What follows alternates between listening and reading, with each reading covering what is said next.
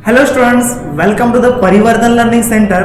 तो आज हम दोस्तों स्टार्ट करने जा रहे हैं हमारा थर्मोडायनामिक्स का क्वेश्चन बैंक का सॉल्यूशंस विद पीडीएफ नोट्स। तो बहुत सारे बच्चे इसका इंतजार कर रहे थे कि एसपी सर कब सीरीज स्टार्ट करेंगे, कब थर्मोडायनामिक्स का लेक्चर स्टार्ट करेंगे। तो दोस्तों आज मैं स्टार्ट किया है आपके लिए। तो धीरे धीरे अभी आपको पता है जो बोर्ड जो है ये पोस्टपोन हो चुका है, तो अभी हमें पढ़ाई करना है। 1 मंथ हमारे पास बचा है और इस 1 मंथ मतलब 1.5 महीना है। तो इस 1.5 महीना में हमें बहुत अच्छा पढ़ाई करके हमें फिजिक्स में 90 प्लस मार्क्स लाने हैं। तो पोले सर दोस्तों आपके साथ है, एसपी सर आपके साथ है। तो अभी टेंशन लेने की आपको क्या करना है, मतलब आवश्यकता नहीं है। तो आज हम थर्मोडायनामिक्स का स्टार्ट करेंगे। तो सबसे पहले हम क्या कर लेते हैं, एमसीक्यू देख लेते हैं। चलिए, तो पता है सब लोगों को थर्मोडायनामिक्स चैप्टर जो है कितना मायने रखता है हमारे लिए, क्योंकि इजी वाला चैप्टर है और दोस्तों 7 मार्क का चैप्टर है। और 7 मार्क कैसे छोड़े यार, क्योंकि हमने बहुत मेहनत करके पूरा का पूरा थ्योरी पढ़ा है और इस 7 मार्क को कैसे छोड़े। चलिए स्टार्ट करते हैं फिर एमसीक्यू। दोस्तों फर्स्ट नंबर का एमसीक्यू ये रहा आपके स्क्रीन पर। यहाँ पर आप देख सकते हैं क्या है, which of the following is correct. क्या है, करेक्ट बोला है। When the energy is transferred to a system from its environment. तो अगर आपको इसका आंसर आता है तो मुझे कमेंट में बता दीजिए। मैं सबसे पहले इस क्वेश्चन का दोस्तों मीनिंग आपको बताता हूं। तो यार एक सिस्टम है, ठीक है, तो क्या होता है, when the energy is transferred to the system from its environment. मतलब जो एनर्जी है ना, ये एनर्जी देखो कहां से कहां आ रही है। ये जो क्यू है ना, ये सराउंडिंग से कहां आ रहा है, सराउंडिंग या फिर जिसको हम एनवायरनमेंट भी बोल सकते हैं। तो इसको हम एनवायरनमेंट बोले और सिस्टम को हम क्या करते हैं, यस लेटर से इंडिकेट करते हैं, ठीक है, ताकि मतलब आपका भी कंफ्यूजन ना होए। तो चलिए हम एनवायरनमेंट को या फिर सिस्टम को हम कैपिटल ई मानते हैं। तो ये एनवायरनमेंट से जो एनर्जी आ रही है या फिर सिस्टम को जो एनर्जी मिल रही है ये सराउंडिंग से मिल रही है। तो यहाँ पर दोस्तों आपको पता है जब एनर्जी अंदर आती है सिस्टम में तो क्या होता है, सिस्टम एनर्जी लूज करता है क्या, नहीं, ये ऑप्शन बी बिल्कुल नहीं आएगा। देन सिस्टम रिलीज एनर्जी करता है क्या, नहीं यार, कैसे रिलीज करेगा, एनर्जी अंदर आ रहा है। देखो एनर्जी क्या हो रहा है दोस्तों, एनर्जी अंदर आ रहा है तो सिस्टम एनर्जी रिलीज नहीं करेगा। System does not exchange energy. यार यहाँ पर तो सिस्टम में एनर्जी आ रही है तो डज नॉट एक्सचेंज कैसे आएगा। तो ऑप्शन नंबर कौन सा आएगा, यहाँ पर option number A will be the correct answer. System gains energy. अभी मुझे बताओ यार, आप यहाँ पर खड़े हैं, अगर आपको क्या कर रहा है, कोई क्या कर रहा है, आपको पैसे दे रहा है, आपको क्या कर रहा है, कोई यहाँ पर रुपीस दे रहा है, पैसे दे रहा है, तो ये आपके घर में पैसे आ रहे हैं, आपके हाथ में पैसे आ रहे हैं, तो आप क्या करेंगे, आप ज्यादा रीच होंगे, मतलब आप एनर्जी गेन करेंगे, ठीक है। तो ऐसा ही दोस्तों सिस्टम का होता है। तो सिस्टम यहाँ पर क्या करता है, एनर्जी क्या करता है, गेन करता है। So this is the first question और ये रहा दोस्तों आपका सही जवाब। ये आंसर क्यों नहीं आते मैंने ये भी बताया, और ऑप्शन नंबर ए जो है यही सही क्यों है, मैंने इसका भी आंसर दोस्तों आपको बताया है। तो कितना भी घुमा फिरा कर क्वेश्चन क्यों ना पूछा जाए, तभी भी दोस्तों आपका जो जवाब है ये 100% सही आएगा, ये मैं आपको गारंटी देता हूं, ठीक है। तो चलिए बढ़ते हैं, इसका एक आप स्क्रीनशॉट ले सकते हैं या फिर इसको आप नोट डाउन कर सकते हैं। बढ़ते हैं अगले एमसीक्यू की ओर। देखो दोस्तों अगला नंबर का एमसीक्यू क्या है, which of the following system freely allows exchange of the energy and the matter with its environment। क्या ये क्लोज सिस्टम है, आइसोलेटेड सिस्टम है, ओपन है या फिर पार्शियली क्लोज्ड है। तो दोस्तों क्वेश्चन को गौर से आपको पढ़ना है। क्या है, which of the following system freely allows, क्या अलोज करता है, exchange of energy and matter.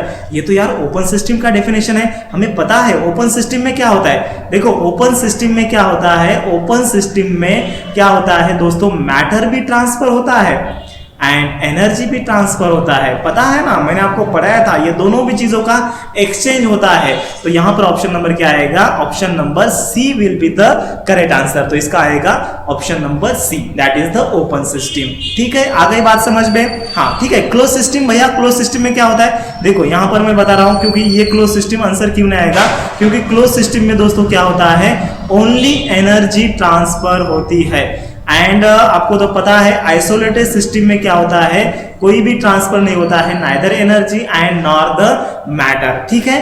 तो ये आपको पता है, बहुत इजी वाला क्वेश्चन है, तो ये आप भी कर सकते हैं। तो option number C will be the correct answer. चलो बढ़े आगे क्वेश्चन की ओर। ओके चलिए, तो क्वेश्चन नंबर 3 दोस्तों, एमसीक्यू नंबर 3 ये रहा आपके स्क्रीन पर। और ये जो क्वेश्चन है पूरा का पूरा 2.5 लाख का क्वेश्चन है। हाँ जी हाँ, अगर आपको इसका सही जवाब बताए ना, आपको मिलेंगे दोस्तों 2.5 लाख रुपीज। ओके चलिए, तो ये क्या है इसका मीनिंग? देखो थर्ड नंबर का question, two systems at a same temperature are said to be. देखो यार दो सिस्टम है, यहाँ पर एक सिस्टम है और दूसरा सिस्टम यहाँ पर है। अगर भैया यहाँ पर 35 डिग्री सेल्सियस टेम्परेचर है और यहाँ पर भी 35 डिग्री सेल्सियस टेम्परेचर है, तो दोनों सिस्टम में क्या होता है? केमिकल इक्विलिब्रियम होता है, थर्मल इक्विलिब्रियम होता है, मैकेनिकल होता है या इलेक्ट्रिकल होता है? तो दोस्तों केमिकल तो नहीं होगा, मैकेनिकल भी नहीं होगा, इलेक्ट्रिकल भी नहीं आएगा, क्योंकि हमें पता है थर्मल इक्विलिब्रियम का डेफिनेशन। थर्मल इक्विलिब्रियम में क्या होता है? जब दोनों का टेम्परेचर सेम होता है, दैट टाइम हम कह सकते हैं कि ये जो सिस्टम्स है उन्होंने थर्मल इक्विलिब्रियम अटेंड किया है। तो option number B will be the correct answer. चलिए बढ़ना है आगे, चलिए बढ़ते हैं क्वेश्चन नंबर 4 की ओर। यहाँ पर आप देख सकते हैं क्वेश्चन नंबर 4 क्या है? For work done to be a reversible the process should be. तो देखिए अगर आपको इसका आंसर आता है तो मुझे क्या करना है, कमेंट बॉक्स में बताना है क्या है इस क्वेश्चन का मीनिंग बताना है आपको। सबसे पहले क्वेश्चन नंबर 4 क्या है? For work done to be reversible. अगर वर्क डन रिवर्सिबल है तो उस प्रोसेस को हम क्या नाम देते हैं? Yes, answer will be yes adiabatic. So adiabatic will be the correct answer. ठीक है, देन बढ़ते हैं अगले क्वेश्चन की ओर, that is the question number 5 की ओर। देखो क्वेश्चन नंबर जो 5 है ना, बहुत आईएमपी क्वेश्चन है दोस्तों।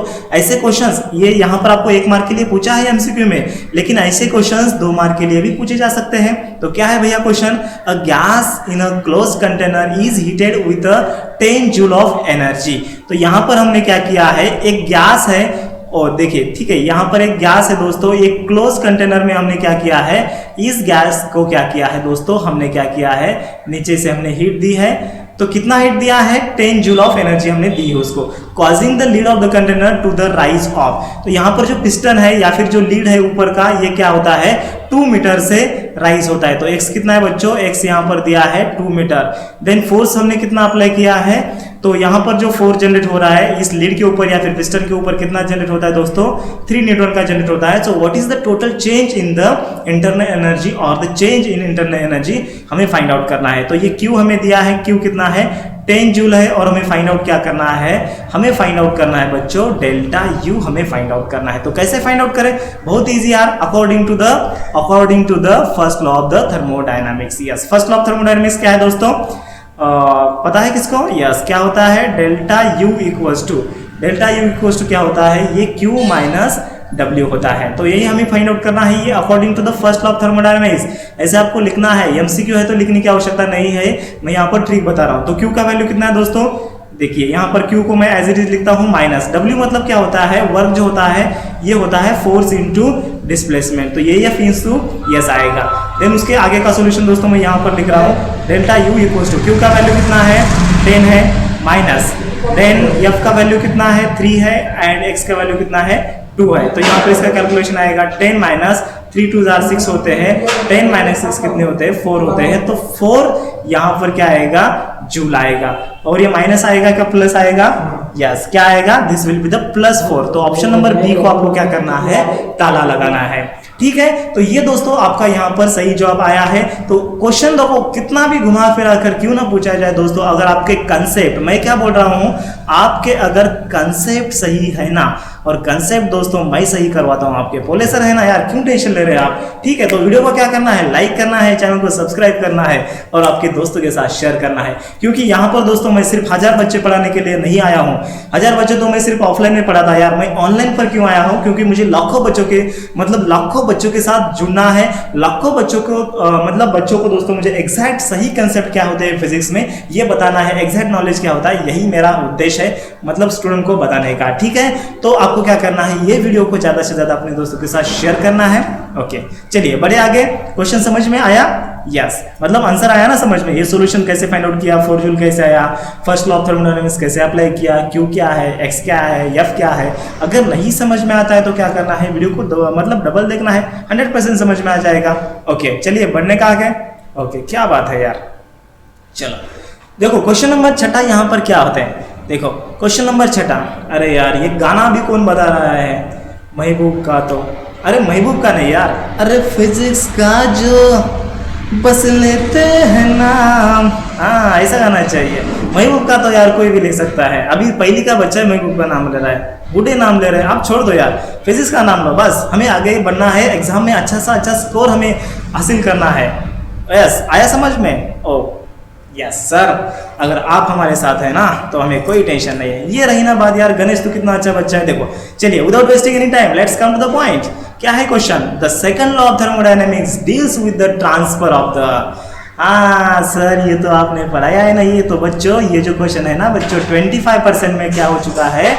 डिलीट हो चुका है। तो ये कोई नहीं बताता, ये मैं आपको दोस्तों बता रहा हूँ कौन से क्वेश्चन डिलीट है, कौन से आपको मतलब आ रहे हैं, कौन से आपके बोर्ड एग्जाम में आने वाले हैं। ठीक है, लेकिन अगर आप इसका आंसर चाहते हैं तो इसका आंसर दोस्तों हीट है। ठीक है, अभी ज्यादा मैं इसका एक्सप्लेनेशन नहीं देने वाला हूँ क्योंकि ये डिलीटेड पार्ट है। चलिए बढ़ना है आगे। क्वेश्चन नंबर 7 देखिए, यहाँ पर दोस्तों क्या दिख रहा है? Heating a gas in a constant volume container is a example of which process? Which process? अच्छा, तो यहाँ पर जो अभी कुछ बच्चे बोलेंगे कि सर इसका एग्जाम्पल आइसोबैरिक आएगा क्या? क्योंकि यहाँ पर जो मतलब बोर्ड ने हमें जो आंसर दिए ना, ये आइसोबैरिक ही दिया है। लेकिन बच्चों आइसोबैरिक नहीं आएगा। वो जो ऑप्शन दिया है ना, हाँ आपके क्वेश्चन बैंक में ये रॉन्ग दिया है। देखो, heating a gas in a constant volume. दोस्तों अगर ये पीवी कर्व है, अगर कांस्टेंट वॉल्यूम पर ये गैस हीट हो रहा है, मतलब ये सिस्टम ये रहेगा, ये बी रहेगा, तो ऐसा कर्व आएगा। तो इस प्रोसेस को हम क्या बोलते हैं? क्या बोलते हैं? चलिए बताइए। यस, आइसोकोरिक बोलते हैं। क्योंकि अगर वॉल्यूम कांस्टेंट होता है ना भैया, that process is called as the isochoric process. Yes, isobaric कब आएगा? जब प्रेशर कांस्टेंट है। देखो यहाँ पर आपको ध्यान देना है। यस, अगर प्रेशर कांस्टेंट है तो कैसे करवाएगा? देखो, अगर प्रेशर कांस्टेंट है तो ये पी आएगा, ये वी आएगा, ये सिस्टम ए और ये यहाँ पर स्टेट इसका बी आएगा। तो यहाँ पर ये क्या आएगा? ये आएगा आइसोबैरिक का।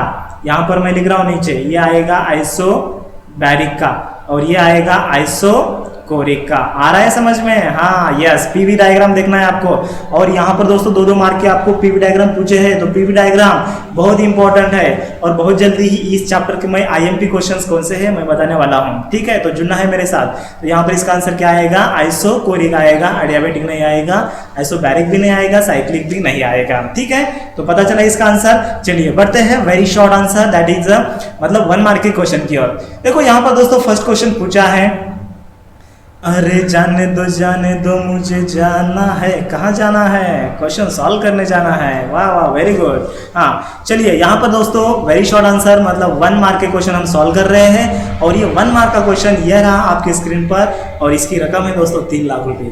हाँ चलिए, when 2 objects are said to be in the thermal equilibrium, 2 object thermal equilibrium में है, ये कब हम बोल सकते हैं? Yes, when the 2 objects at the same temperature, when there is no exchange of the heat energy। yes दोस्तों, इसके आंसर 2 है। अगर आप ऐसे भी लिख सकते हैं ना इसका आंसर आप ऐसे लिखेंगे ना, when 2 objects are said to be in the thermal equilibrium, कब बोलेंगे कि 2 ऑब्जेक्ट, ये यहाँ पर 2 ऑब्जेक्ट है, ये ऑब्जेक्ट बी है, ये ऑब्जेक्ट ए है और ये ऑब्जेक्ट बी है, ये कब थर्मल इक्विलिब्रियम में रहेंगे? जब दोनों का टेम्परेचर क्या रहेगा? दोनों का टेम्परेचर क्या रहेगा? टेम्परेचर सेम रहेगा। ये भी आप आंसर लिख सकते हैं। और इसका जो आंसर है ना, मैंने दोस्तों पीडीएफ में दिया है, और ये जो पीडीएफ है बहुत जल्दी हमारे परिवर्तन लर्निंग ऐप के ऊपर आने वाला है। ठीक है, मतलब 1 दिन में आएगा। ठीक है, देन इसका आंसर हम दूसरी तरीके से भी लिख सकते हैं, when there is no exchange of heat. क्या है? When no exchange of heat, when no exchange of heat. यहाँ पर अगर हीट एक्सचेंज नहीं होता है, मतलब सेम मीनिंग है यार, टेम्परेचर कांस्टेंट है, तब क्या रहेगा? ये जो 2 ऑब्जेक्ट है थर्मल इक्विलिब्रियम में रहेंगे। ठीक है, तो दोनों में से आप कौन सा भी आंसर लिख सकते हैं। आप चाहे तो ये आंसर लिख सकते हैं या फिर ये आंसर लिख सकते हैं, दोनों भी दोस्तों सही जवाब है। ठीक है, बढ़ते हैं अभी हम नेक्स्ट क्वेश्चन की ओर। क्वेश्चन नंबर यहाँ पर 2 देख सकते हैं आप। The science of measuring temperature is called as, मैंने आपको बताया था क्या है? The science of measuring temperature is called as the thermometry. उसको हम क्या बोलते हैं? थर्मोमेट्री बोलते हैं। डायरेक्टली आपको क्या लिखना है, मतलब 1 लाइन आपको लिखना है, the science of measuring temperature is called as, answer लिखना है थर्मोमेट्री। ठीक है, बढ़िए आगे 1 लाइन क्वेश्चन है। Yes, state zeroth law of thermodynamics. अच्छा, जीरोथ लॉ ऑफ थर्मोडायनामिक्स क्या है? मैंने आपको बताया था दोस्तों, यहाँ पर देखिए ये सिस्टम है, बी सिस्टम है, यहाँ पर सी सिस्टम है। प्लस यहाँ पर ए सिस्टम है, यहाँ पर बी सिस्टम है, यहाँ पर सी सिस्टम है। तो ये दोस्तों यहाँ पर ए सिस्टम है, यहाँ पर बी सिस्टम है, यहाँ पर सी सिस्टम है। अगर ए सिस्टम, ये बी सिस्टम है, ये सी सिस्टम है, ये सी सिस्टम है, ये ए सिस्टम है, ये बी सिस्टम है, ये सी सिस्टम, ये ए सिस्टम और ये बी सिस्टम। अगर first A and B thermal equilibrium में है, देन सी एंड बी भी थर्मल इक्विलिब्रियम में है, तो दोस्तों A and B also they are in the thermal equilibrium. तो यही है जीरोथ लॉ ऑफ थर्मोडायनेमिक्स। तो क्या लिखना है आपको, if two systems are in thermal equilibrium with the third system. ये देखो, ये जो दो सिस्टम है ना, ये जो दो सिस्टम है ना, पेन चेंज करो आपको समझ में आएगा। ओके, अगर ये दो सिस्टम, ये और ये है, अगर दो सिस्टम थर्ड सिस्टम के साथ इक्विलिब्रियम में है, देन दोनों और तीनों भी सिस्टम क्या रहेंगे, they are also in the thermal equilibrium. तो इसका जो स्टेटमेंट है मैंने पीडीएफ में दिया है, आप लिख सकते हैं, या फिर मैं आपको यहां पर टाइप करके बताऊं। चलो ठीक है, आपको लिखना है if two systems are in thermal equilibrium, are in thermal equilibrium with third system, with क्या आएगा, विथ थर्ड सिस्टम। अगर दो सिस्टम इक्विलिब्रियम में है with third system, then they are also, मतलब पूरे के पूरे system, they are also in thermal equilibrium with each other, in thermal equilibrium with each other. तो अभी मेरा जो हैंड राइटिंग है ना, मतलब थोड़ा अलग आ रहा है, आपको एडजस्ट करना है। तो यही है भैया जीरोथ लॉ ऑफ थर्मोडायनेमिक्स। आ रहा है समझ में? ओके, तो मैं क्या करता हूँ, पेन का जो नीब है ना, थोड़ा मैं ये करता हूँ ताकि आप लोगों को अच्छे से, मतलब अच्छी तरीके से ये हो जाए। चलो हाँ, ये पेन लेता हूँ यार, ये थोड़ा बड़ा हो रहा है। ठीक है, इसका एक आप स्क्रीनशॉट ले सकते हैं। बढ़ना है आगे। What is the energy associated with the random disordered motion of the molecules of a system is called as the, अरे यार डायरेक्ट लिखना है ये स्टेटमेंट दोस्तों, आपको ऐसे लिखना है। What is the energy, the आपको क्या लिखना है, यहाँ से आंसर लिखना है। The energy associated with the random disordered motion of the molecule of a system called as, इसको आपको हटाना है, is called as, आपको क्या लिखना है यहाँ पर, is called as the internal energy, is called as the internal energy. उसी को हम क्या बोलते हैं, इंटरनल एनर्जी। यही है डेफिनेशन। आपको ये पूरा लिखना है, यहाँ से आपको स्टार्ट करना है, क्वेश्चन मार्क को हटाना है और यहाँ तक पूरा का पूरा सेंटेंस आपको लिखना है। चलिए बढ़िए आगे। ओके, इसका स्क्रीनशॉट लेना है। अरे कहीं नहीं यार, ये तो क्या है, इंटरनल एनर्जी है। चलो आगे बढ़ना है। क्वेश्चन नंबर 5 देखो, बहुत इंटरेस्टिंग क्वेश्चन है। क्या है question number 5?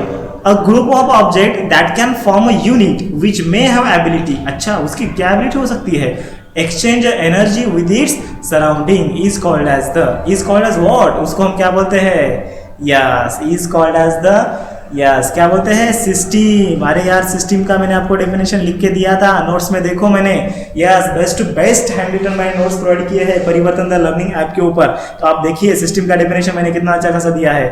A group of object that can form a unit and which may have the ability to exchange the energy with its surrounding is called as the system. Yes, so answer will be the system. तो ये system के आगे ऐसे नहीं लिखना है, ये ऐसे नहीं लिखना है। yes, it is called as the system आएगा। ये वर्ड को आपको क्या करना है, हटाना है। yes, इस वर्ड को आपको क्या करना है, वर्ड को आपको हटाना है एंड इसके जगह पर आपको क्या लिखना है, is called as the system लिखना है। so this will be your correct answer. okay, बढ़िए आगे देखो। क्वेश्चन नंबर 6 क्या दिया है, क्वेश्चन नंबर 6 यहाँ पर दोस्तों क्या है, on what basis a thermodynamic system can be classified. अच्छा, किसके बेसिस के ऊपर थर्मोडायनेमिक सिस्टम को हमने क्लासिफाई किया है। क्लासिफाई हमने 3 टाइप में किया है, आपको तो पता है ABC। कौन सा है, पहले वाला ओपन सिस्टम है सर, देन सेकंड वाला क्लोज्ड है एंड थर्ड वाला क्या है, आइसोलेटेड। अभी कुछ बच्चे ना ये आंसर लिखेंगे, लेकिन दोस्तों ये आंसर नहीं है, ये टाइप ऑफ सिस्टम है। यस, लेकिन किसके बेसिस इसको क्लासिफाई किया है, किसके बेसिस क्लासिफाई किया है। Yes, the system or the thermodynamic systems are classified on the basis of the possible transfer of the heat and the matter. Yes, किसके basis, on the basis of the possible, on the basis of possible transfer of heat and matter, heat and matter। अगर ये transfer हो रहा है, heat and matter अगर ये transfer हो रहा है, तो इसके बेसिस क्या किया है, उसको क्या किया है, क्लासिफाई किया है। यस, आपको आंसर क्या कैसे लिखना है, इसको रख करूँ मैं। ओके, देखो आपको आंसर कैसे लिखना है। हाँ आंसर तो मैंने दिया है, लेकिन कैसे लिखना है? The thermodynamic systems are classified on the basis of the possible transfer of the heat and matter. Main word क्या है? हीट एंड मैटर, ये मेन वर्ड है, बाकी तो आप जुगाड़ लिख सकते हैं। ओके, मतलब इतना तो इंग्लिश आपको आता है। चलिए बढ़े आगे। ओके, क्या है question number 7, what is the thermodynamic process. अच्छा, थर्मोडायनामिक प्रोसेस क्या है भैया? क्या है थर्मोडायनामिक प्रोसेस? अगर आता है डेफिनेशन तो क्या करना है? वीडियो को पॉज करना है एंड मुझे कमेंट में बताना है क्या thermodynamic process. A process by which two और मोर थर्मोडायनामिक वेरिएबल, मतलब थर्मोडायनामिक वेरिएबल कौन से भी, टेम्परेचर हो सकता है, प्रेशर हो सकता है, यस, इंटरनल एनर्जी हो सकता है, यस, अगर ये चेंज हो रहे हैं, जिस प्रोसेस से चेंज हो रहे हैं उसी को हम क्या बोलते हैं? थर्मोडायनामिक प्रोसेस बोलते हैं। तो इसका डेफिनेशन मैंने पीडीएफ में दिया है, क्या लिखना है? आप रनिंग में लिख सकते हैं, प्रोसेस बाय विच लिख कर दूं। ओके चलिए, प्रोसेस बाय विच टू और मोर thermodynamic two or more thermodynamic variable can be changed,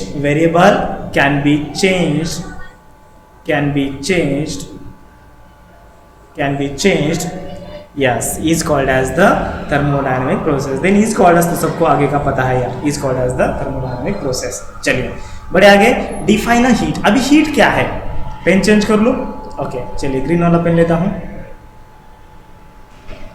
okay, heat क्या है दोस्तों? हीट तो पता है सबको, अ फॉर्म ऑफ एनर्जी। मैंने बोला था हीट क्या है? A form of energy, and that is a transfer due to the temperature difference, yes, temperature difference between the system. ये क्या है?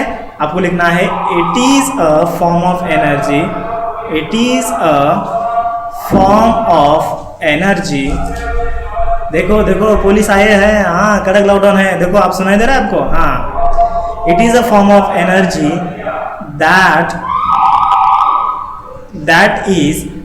it is a form of energy that is transfer।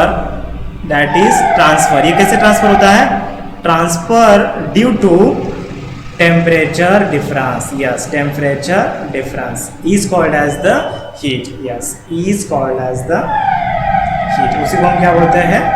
Heat बोलते हैं। Okay, तो अगर temperature difference है तभी heat transfer होगा, और ये क्या है दोस्तों? Form of energy. आपको ऐसे लिखना है, अगर आप मतलब अलग वर्डिंग नहीं लिखेंगे तभी भी दोस्तों आपका आंसर सही रहेगा, आपको फुल मार्क मिलेंगे। मतलब आपको क्या लिखना है? A form of energy that is transfer due to the temperature difference is called as heat. ये भी डेफिनेशन करेक्ट है, लेकिन अलग थोड़ा वर्डिंग है, यस। ओके, लिख लिया इसको, नोट डाउन किया। चलो बढ़े आगे। देखो क्वेश्चन नंबर 9 क्या है दोस्तों? क्वेश्चन नंबर 9, और इसका जो सोल्यूशन है दोस्तों टारगेट में गलत दिया है, हाँ, और कुछ टीचर ने ना ऐसे ही बताया है, वो रॉन्ग है यार। देखो अभी मैं किसी के ऊपर टीका नहीं करता हूं, लेकिन आपको पता लगना चाहिए कौन सा रॉन्ग है कौन सा राइट है। उन्होंने क्या किया? टारगेट में एज इट इज उठाया है और छाप दिया है, बाकी कुछ नहीं किया है। टारगेट भी तो गलत हो सकता है कभी कभी, उन्होंने कितना गड़बड़ में किया है। ठीक है दोस्तों, आप हमारे क्वेश्चन बैंक सोल्यूशन रेफर कीजिए, क्योंकि बहुत एक्सपर्ट टीचर ने ये बनाए हैं। और हमने इतना वक्त क्यों लिया है? क्योंकि हमने बहुत कुछ अच्छे से स्टडी करके क्या गलत है क्या चीज़ें अच्छी है, तो ये पूरा स्टडी करके हमने बनाए हैं। ठीक है, हाँ थोड़ा लेट है लेकिन भैया परफेक्ट है, लेट है लेकिन सेट है। ओके चलिए, तो क्वेश्चन नंबर 9 क्या है? What is the internal energy of the system. Internal energy of the system क्या है? when the amount of heat Q is added to the system and the system does not do any type of the work or any work done during this process। तो सबसे पहले आपको internal energy लिखना है, क्या है? the energy associated with the random disordered molecule। जो random disordered molecule होते हैं, random disordered, मैंने अभी आपको दोस्तों कौन से क्वेश्चन में बताया था? देखो इंटरनल एनर्जी का डेफिनेशन आपको बताया था, कौन से? देखो ये डेफिनेशन, ये आपको एज इट इज छापना है। The energy associated with the random disordered motion of the molecule of a system is called as internal energy. इसको क्या कीजिए दोस्तों? एज इट इज छापिए। यस, मैं तो बोलता हूं दोस्तों इसको एज इट इज छापिए, यही डेफिनेशन है। चलो मैं मार्कर से इसको क्या कर लेता हूं, हाईलाइट करता हूं।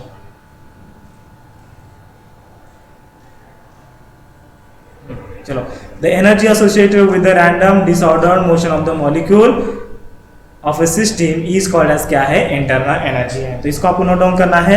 एंड देन दोस्तों क्वेश्चन देखिए यहाँ पर क्या पूछा है। हाँ, वीडियो को पॉज करना है क्योंकि मैं थोड़ा मतलब गड़बड़ में हूँ, मतलब हमें कम समय में ज़्यादा से ज़्यादा इसको क्या करना है? कवर अप करना है, क्योंकि इसको अगर मैं ज़्यादा समय ले लूँ तो दोस्तों हमारा क्वेश्चन बैंक कब हो जाएगा। ठीक है, आपको तो पता है हमारे पास कितना लिमिटेड समय बचा है।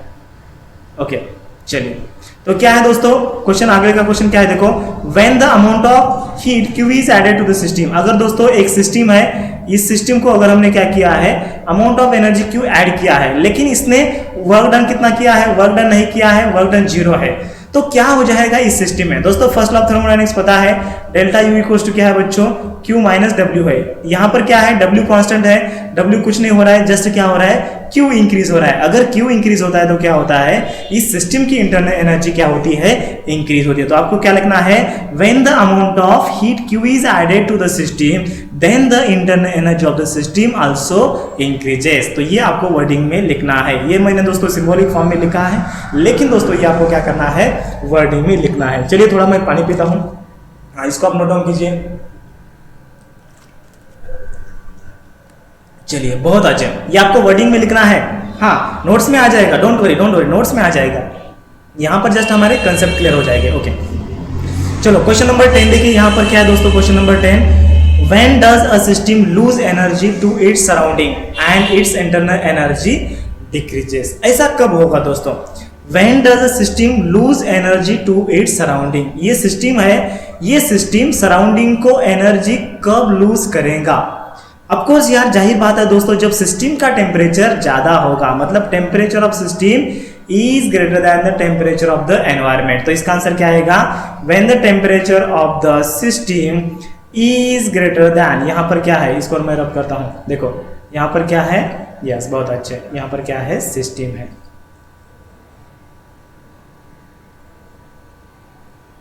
वन मिनट, ओके यहाँ पर क्या है, सिस्टम है, इसका मैं साइज थोड़ा बढ़ा था। When the temperature of system, ये आप ज़्यादा बढ़ गए हैं, इतना सही है। When the temperature of system is greater than the temperature of environment, तब क्या हो जाएगा, यस सिस्टम क्या करेगा, एनर्जी लूज करेगा। एंड इंटरनल एनर्जी डिक्रीज कब होगी दोस्तों, इंटरनल एनर्जी डिक्रीज कब होगी, तो इसका आंसर है दोस्तों यस, इसका आंसर क्या है, अगर देखो यहां पर एक पिस्टन सिलेंडर अरेंजमेंट है दोस्तों, एंड इसको हम अगर एक्सपांड कर रहे हैं, इसको अगर दोस्तों हम एक्सपांड कर रहे हैं, एंड यहां पर मतलब देखो क्या है सर, इसका देखिए, when the system does some work to increase its volume and no heat is added to its while expanding it, the system loses energy. देखो दोस्तों यहां पर क्या बोला है, when does the system lose energy. देखो अगर हम एक्सटर्नल हीट ऐड नहीं कर रहे हैं, ये क्यू है ना, ये हम क्यू ऐड नहीं कर रहे हैं, तो यहां पर आपको क्या करना है, when there is no addition of the heat, ये तो क्यू है ना, नो एडिशन ऑफ हीट, मतलब यहां पर एडिशन नहीं हो रहा है, मतलब क्यू क्या है, 0 है। एंड अगर सिस्टम क्या कर रही है, एक्सपांड हो रही है, तब क्या हो जाएगा दोस्तों, इस सिस्टम की इंटरनल एनर्जी क्या हो जाएगी, डिक्रीज हो जाएगी। तो आपको दोस्तों 2 पॉइंट लिखना है। फर्स्ट पॉइंट में लिखना है when the temperature of the surrounding is greater than the temperature of the environment, then क्या हो जाएगा, यहाँ पर क्या हो जाएगी, सिस्टम की इंटरनल एनर्जी क्या हो जाएगी, डिक्रीज हो जाएगी, अगर हीट एडिशन नहीं हो रहा है तब। एंड सेकंड एग्जांपल लिखना है आपको, in the piston cylinder arrangement when there is no addition of heat, मतलब क्यू अगर 0 है यहाँ पर, तो हमें फर्स्ट लॉ ऑफ थर्मोडायनेमिक्स पता है, डेल्टा यू इक्वल्स टू क्या होता है, Q माइनस W होता है। तो यहाँ पर अगर Q दोस्तों 0 है, एंड यहाँ पर वर्क डन कौन सा हो रहा है, वर्क डन यहाँ पर पॉजिटिव हो रहा है, क्योंकि सिस्टम वर्क कर रहा है, यस वर्क डन अगर पॉजिटिव हो रहा है, वर्क डन अगर पॉजिटिव हो रहा है, मतलब एक्सपेंशन हो रहा है, तब क्या हो जाएगा, इंटरनल एनर्जी बढ़ेगा, वर्क डन भी क्या हो जाएगा, बढ़ेगा। ठीक है, तो यहाँ पर Q का वैल्यू कितना है, 0 है, तो ये Q नहीं आएगा, यहाँ पर सिर्फ W आएगा, तो इंटरनल एनर्जी क्या हो जाएगी, नहीं। यहाँ पर देखिए इंटरनल एनर्जी डिक्रीज करने को बोला है। देखो इंटरनल एनर्जी डिक्रीज कब होती है, जब पॉजिटिव वर्क डन होता है तब डिक्रीज होती है क्या, अरे यार भूल गए क्या, हाँ देखो कंफ्यूज नहीं होना है, ये कंसेप्ट में दोस्तों बार में, मतलब एक बार मैं रिपीट करता हूँ। देखो थोड़ा कंफ्यूजन आपको हो रहा है, मुझे पता है। देखो इसका क्वेश्चन का सबसे पहले हम मीनिंग जान लेते हैं। हाँ ओके, थोड़ा 2 मिनट आपको यहाँ पर ध्यान देना है। अभी फिर से शुरुआत करेंगे। देखो क्वेश्चन क्या है, when does a system lose energy. System भैया एनर्जी लूज कब करेगा, जब ऑफकोर्स यार उस सिस्टम का जो टेम्परेचर है ना ये ज्यादा रहेगा, तब सिस्टम क्या करेगा, एनर्जी लूज करेगा। यस वो क्या करेगा, एनवायरमेंट को देगा। देन उसके बाद क्वेश्चन पूछा है it's an internal energy decrease. तो इंटरनल एनर्जी डिक्रीज कब होगा बच्चों, यहाँ पर पिस्टन सिलेंडर का अगर हमने अरेंजमेंट लिया है, तो यहाँ पर देखिए दोस्तों, यहाँ पर अगर हीट एडिशन नहीं हो रहा है, तो Q अगर यहाँ पर 0 है, तो इस पेन का नीब मैं थोड़ा बढ़ लेता हूं। अगर Q यहाँ पर दोस्तों 0 है, देखो Q यहाँ पर अगर 0 है एंड ये क्या हो रहा है, एक्सपांड हो रहा है। तो एक्सपांड होने के कारण इसकी जो इंटरनल एनर्जी है ना सिस्टम की क्या होती है, जो इसकी क्या एक्सपांड होने के कारण क्या होती है, यस इंटरनल एनर्जी क्या होती है, कम होती है। तो आपको आंसर कैसे लिखना है, when the system does some work to the internal energy and its volume and no heat is added to it while expanding. मतलब क्या है दोस्तों, अगर ये एक्सपांड हो रहा है, देखो 2 मिनट में बताऊं दोस्तों, अगर पिस्टन अगर एक्सपांड हो रहा है, अगर सिलेंडर एक्सपांड हो रहा है and there is no addition of heat, then that time internal energy of the system क्या हो जाएगा, डिक्रीज हो जाएगा, क्योंकि ये एक्सपांशन हो रहा है। एक्सपांशन का जो वर्क होता है, यस आ गया समझ में। ओके, ज्यादा आपको दिमाग नहीं लड़ाना है, मैंने क्वेश्चन बैंक में दिया है अच्छी तरीके से। ओके चलिए आगे बढ़ते हैं। State the first law of thermodynamics. अभी फर्स्ट लॉ ऑफ थर्मोडायनामिक्स क्या है दोस्तों, आपको तो पता है डेल्टा यू इक्वल टू क्या होता है, क्यू माइनस डब्ल्यू होता है। तो इस फॉर्म को आपको, इस सिंबॉलिक फॉर्म को आपको क्या करना है, जस्ट वर्डिंग के फॉर्म में एक्सप्लेन करना है। The change in internal energy of the system is equal to the difference between the heat supplied to the system and work done by the system. क्या है देखो, वर्डिंग में मैंने बताया, the change in internal energy of the system is equal to the heat supplied to the system and, मतलब is equal to the difference between लिखना है, is equal to, ये माइनस दिख रहा है, yes is equal to the difference between the heat supplied to the system and the work done by the system. तो ये रहा। चलिए आगे बढ़ते हैं, क्वेश्चन नंबर 12 जो कि लास्ट क्वेश्चन है ये हमारे लेक्चर का। चलिए बढ़े, क्या है दोस्तों, अ सिस्टम रिलीजेस 100 kg मतलब kilo joule of heat while 80 kilo joule of work is done on the system. देखो ये यहाँ पर दोस्तों सिस्टम है, यहाँ पर सिस्टम ने हीट कितना रिलीज किया है, 100 kg हीट रिलीज किया है, लेकिन सिस्टम के ऊपर वर्क डन कितना हुआ है, ये वर्क डन सिस्टम के ऊपर कितना हुआ है, 80 किलो जूल वर्क हुआ है। और ये क्यू क्या है, ये इसने रिलीज किया है। और हमें कैलकुलेट करना है change in internal energy of the system. ठीक है, तो हमें तो पता है change in internal energy of the system क्या होता है, Q माइनस डब्ल्यू होता है। लेकिन दोस्तों इस फॉर्मूला में आपको क्या करना है, Q प्लस है माइनस है ये आपको देखना है, W प्लस है माइनस है ये आपको देखना है। देखो heat given by the system, मतलब अगर सिस्टम से हीट जा रहा है तो ये जो हीट होता है ना, ये हीट होता है दोस्तों नेगेटिव। ये कौन सा हीट होता है, अगर सिस्टम से हीट जा रहा है तो ये जो हीट होता है ना ये नेगेटिव होता है। यहाँ पर मैं लिख रहा हूँ ये जो हीट होता है ये कौन सा होता है, नेगेटिव होता है। तो यहाँ पर 100 जूल हीट लॉस हो रहा है मतलब नेगेटिव आ रहा है, यहाँ पर सिस्टम वर्क कर रहा है मतलब ये पॉजिटिव वर्क डन होगा। ठीक है, तो यहाँ पर Q क्या आएगा, -100 आएगा, ये माइनस फॉर्मूले का एज इट इज, और W क्या है, W क्या है +80 है।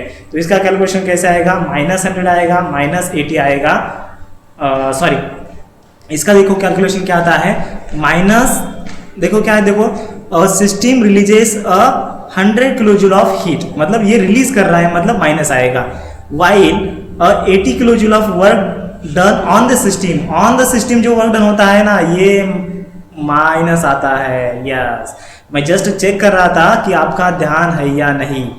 यस ये क्या आता है, work done on the system. अगर सिस्टम काम कर रही है तो अच्छी बात है, तो हम पॉजिटिव लेते हैं, लेकिन यहाँ पर work done on the system में क्या आता है, नेगेटिव आता है। तो यहाँ पर क्या आएगा बच्चों, नेगेटिव आएगा। तो ये नेगेटिव क्या होते हैं यहाँ पर, यस नेगेटिव क्या होते हैं यहाँ पर, नेगेटिव क्या होते हैं, पॉजिटिव होते हैं। चलो निम्न मैं बड़ा कर देता हूँ, यहाँ पर आएगा ये भी नेगेटिव आएगा, तो नेगेटिव पॉजिटिव हो गया ये। अरे यार ये तो बहुत बड़ा हो रहा है। ओके चलिए, तो ये क्या आएगा, -20 किलो जूल। आप बोल रहे हैं कि सर बुक में तो हमारे सिर्फ 20 किलो जूल दिया है, वो जस्ट मैग्नीट्यूड दिया है। देखो यहाँ पर चेंज इन इंटरनल एनर्जी क्या हो रहा है, 20 किलो जूल हो रहा है, लेकिन ये माइनस इंडिकेट क्या करता है, उसकी जो इंटरनल एनर्जी है ना ये घट रही है। ठीक है, हाँ ये इसका सही जवाब है, लेकिन बुक में ऐसा नहीं दिया है, मतलब आपके जो क्वेश्चन बैंक में है वैसा नहीं दिया है।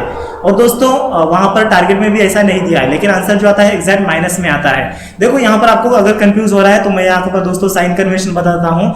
अगर सिस्टम से हीट जा रहा है मतलब लॉस हो रहा है मतलब नेगेटिव आएगा, एंड वर्क डन सिस्टम के ऊपर हो रहा है मतलब काम सिस्टम के ऊपर हो रहा है, सिस्टम काम नहीं कर रहा है, सिस्टम के ऊपर काम हो रहा है तो ये भी नेगेटिव आएगा।